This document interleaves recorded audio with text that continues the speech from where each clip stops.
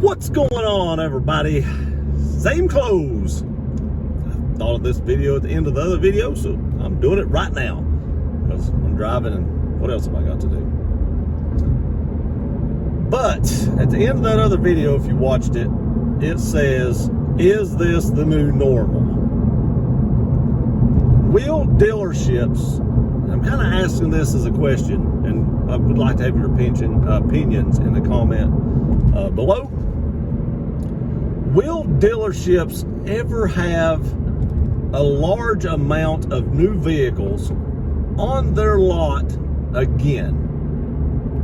And the reason I'm asking this is, obviously, especially for Toyota, I'm sure other manufacturers the same way, but Toyota is kind of what this channel is about, and it's what I'm interested in, so it's what I know the most about. But obviously for them, it doesn't matter if they have 100 new cars on their lot, because they're selling cars even before they get there. So people's buying them, you know, dealerships know what's coming in.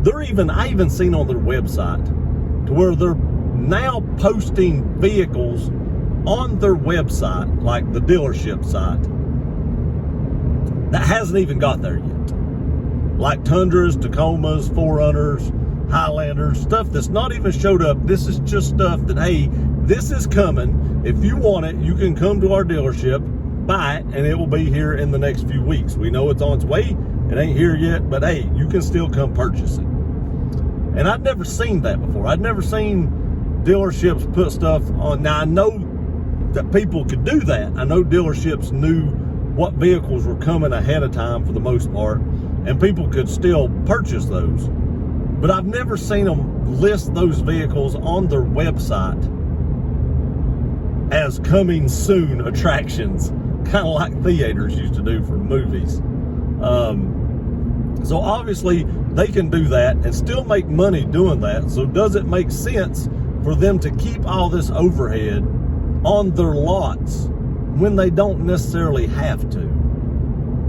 You know, there's a lot of things that could happen on lots. I mean, you could just have years ago, you could have all this inventory of the previous year that wasn't sold, and then they had to highly discount them. So they could build to demand, more or less, and sell these things as they manufacture them and not take a chance on having 10 cars from, we're going to use this as an instance, but I know this didn't happen, but 10 cars from 2020 going into 2021 that they now need to discount to get rid of, because who's going to buy a 2020 for the same price as you can buy a 2021? So they have to discount these to sell them. And now they may not have to do that if they don't have a large inventory on hand at all times like they don't have now.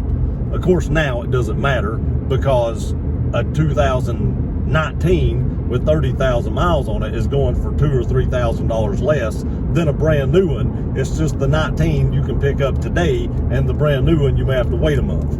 Which, in my opinion, buy the new one, wait a month. It just don't make sense to buy a car for $3,000. And I'm being serious about this. I've seen this firsthand, that $3,000 less than a new one with 30,000 miles on. I was like, that's nuts to me. You get a full warranty with a new one. You get 2 years of Toyota Care. Why would you not just wait a few weeks and get the new one for $3,000 more? That don't make any sense. But crazy times drives crazy prices, and that's what we're seeing right now. And it doesn't matter. People's buying them either way. But it makes me wonder if Toyota, and I know they have people that look at this.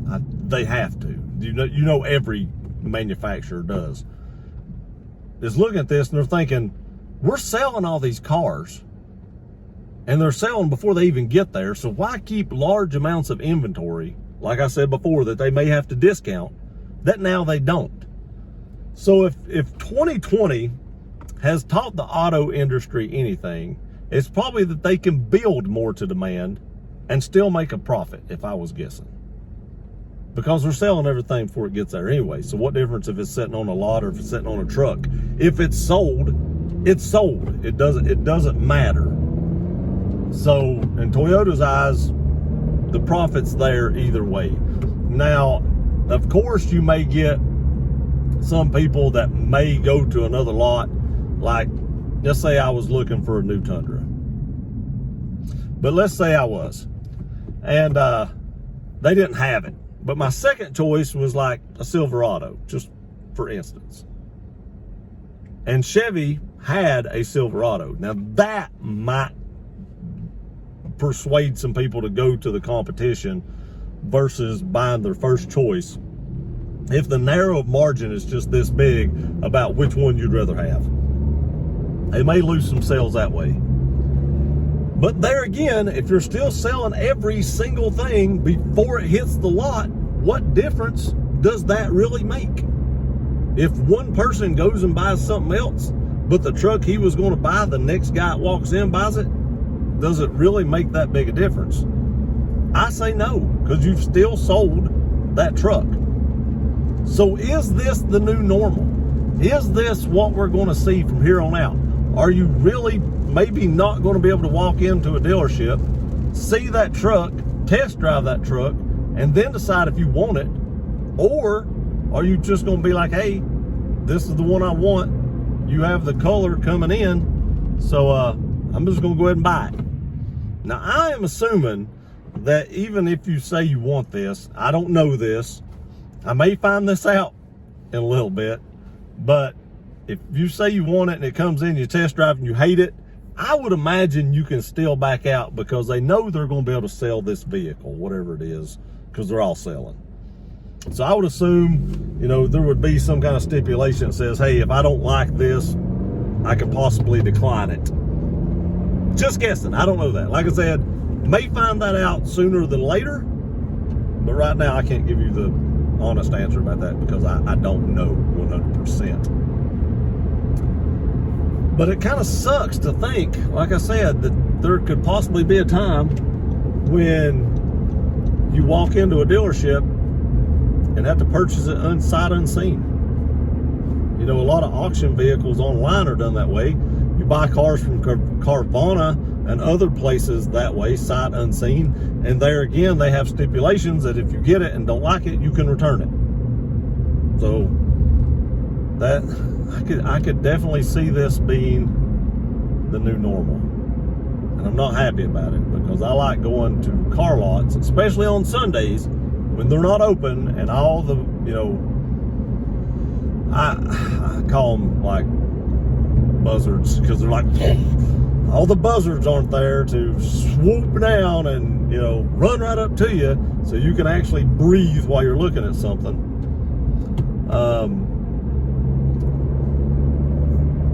Those days could be over, I guess. I don't know. Let me know what you think in the comment section below. Have we seen the last of being able to walk into a dealership and actually look at a new vehicle before we buy it? Or do you think in a year or two, it'll all go back to normal? I think it's a big risk for Toyota to go back the way it was because they could have extra, Tundras, Tacomas, 4Runners. You're probably not going to have a lot of the previous year, but, Corollas, Highlanders, stuff that may not be as popular, that's a risk for them to go back to that because they may be stuck discounting them, which they still make a profit because you're not going to probably sell something and take a big loss. But again, let me know what you think in the comment section below. I appreciate y'all watching this video. Please like, share, and subscribe. We'll see you next time.